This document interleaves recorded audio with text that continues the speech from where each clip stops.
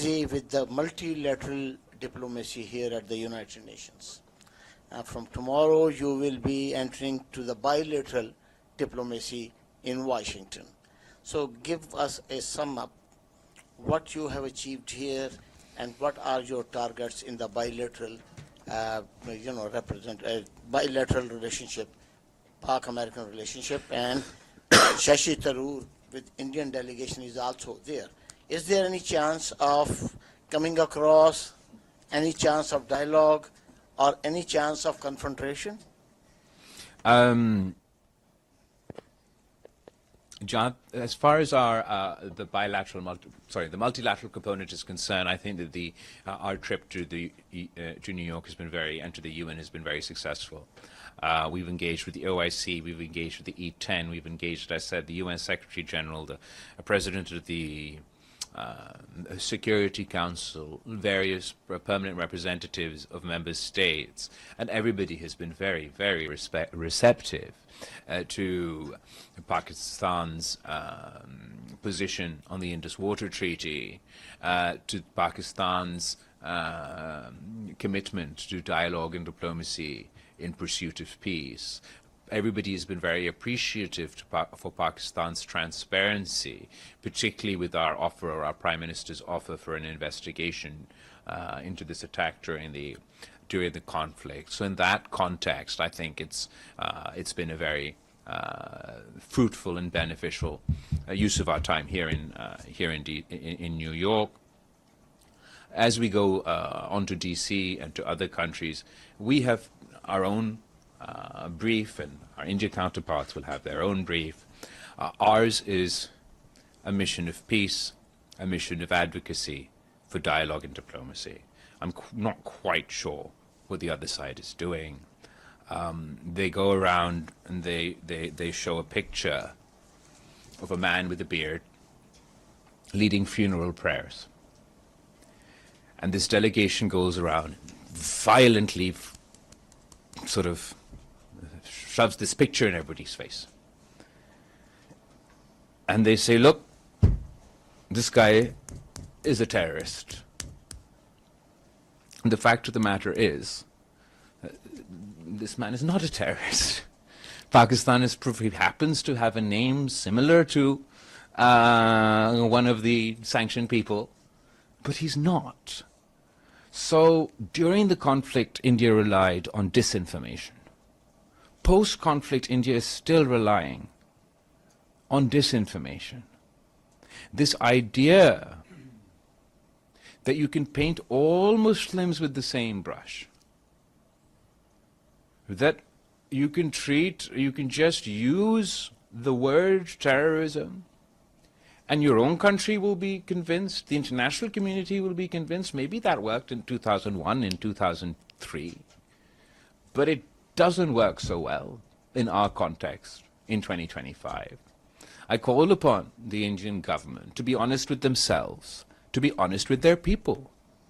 The fact of the matter is the people of Pakistan and the people of India are less safe today than they were yesterday. And it's my responsibility to keep my people safe. It's their responsibility to keep their people safe. We have not discussed terrorism.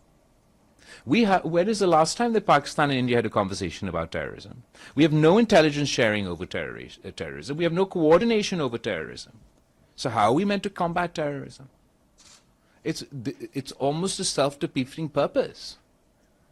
That you continue to insist you're so passionate about terrorism, but then refuse to work with countries to combat that very menace. Similarly, how is it within the interest of India, within their security interests, within their economic interests, to allow this precedent to be part of their official state policy?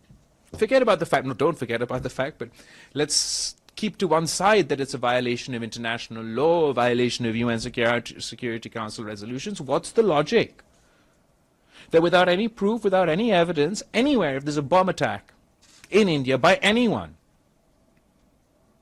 it means you'll send your planes into the air, then you'll shoot missiles over, nuclear-capable missiles over into your neighboring country.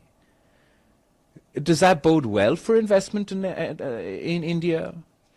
Does that mean that their people's lives are more secure? Does it deter terrorists, or does it encourage terrorism? Terrorists want to create confusion. They want to spread fear. The fact that their actions can result in a much broader conflict between two nuclear powers don't serve our interests, don't serve India's interests, but it certainly serves their interests. So there's need for deep introspection within India's society, between the Indian government.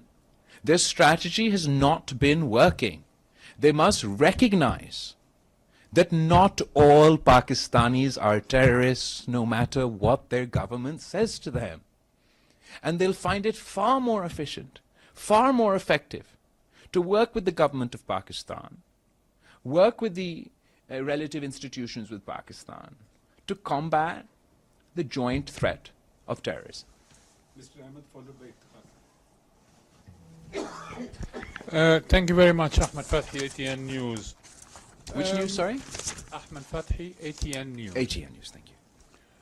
Let me start with a statement you made today, saying that the recent terrorist attack in Kashmir is being used as a political tool to demonize Muslims in India. Sir, I have watched the briefings on both sides, and as far as I recall, there were Muslim Indian military officers who were conducting the briefing on the Indian side. Well, as far as the operation is concerned, you're absolutely right. Okay. The other thing, my main question is a follow-up on my colleague Batul about tariffs and trade. Okay, can I just answer your demonizing question Okay, first? sure. Terrorism in general is used by India to demonize Muslims within their territory. This, I'm not specifically limiting it to this attack, but the Indian political environment is such that the word terrorist is used as a wolf whistle to either whip up sentiment against Muslim minorities within the Indian mainland, to demonize, to paint all Kashmiris within Kashmir who are opposed to the policies of the Indian government, not as legitimate voices of opposition, not as a form of resistance, but they demonize everyone as terrorists. Surely those who attack civilians are terrorists. But those people who raise their voice for the right to self-determination of their people are not terrorists. The Indian government has not only demonized Muslims within their own country and minorities within their own country. Pakistan has complaints about India financing and supporting terrorist activity within our country, but also Pakistan is not alone in having these complaints against India. For example, India has been targeting Sikh activists across the world. They've done so within Pakistan, where the Indian government has funded defunct terrorist organizations within Pakistan to conduct assassination of Sikh activists within Pakistan. The Indian government has engaged in similar criminal activity in Canada, where they've targeted Sikh activists in Canada. The Indian government has engaged in similar criminal activity here in the United States. The policy of the RSS or the BJP government to the Muslim minority within India is not something new. It's a known fact. What they do within their own country is up to their own system. When they start implying that all Pakistanis are terrorists as a result of the fact as a result of the actions of a few terrorists, I believe that's demonizing an entire population. Thank you. Let me move to the trade and bilateral with the U.S. since you're going and your delegation are heading to Washington, D.C. and I'm assuming you're going to have meetings in Congress and House and Senate, as well as the think tanks. How should Pakistan position itself in the current milieu of evolving competition between China and the West, led by the US in the current environment, especially given that you have the CPEC, the China-Pakistan Economic Corridor project, which have economic significance and rising as well global scrutiny of strategic infrastructure investments. What's your message going to be to Congress to rebuttal this accusation of being that you are warming up more to China? We have economic relationships with both the United States and China. I kind of find it absurd for anyone to argue that one is not to have economic relations with any one country.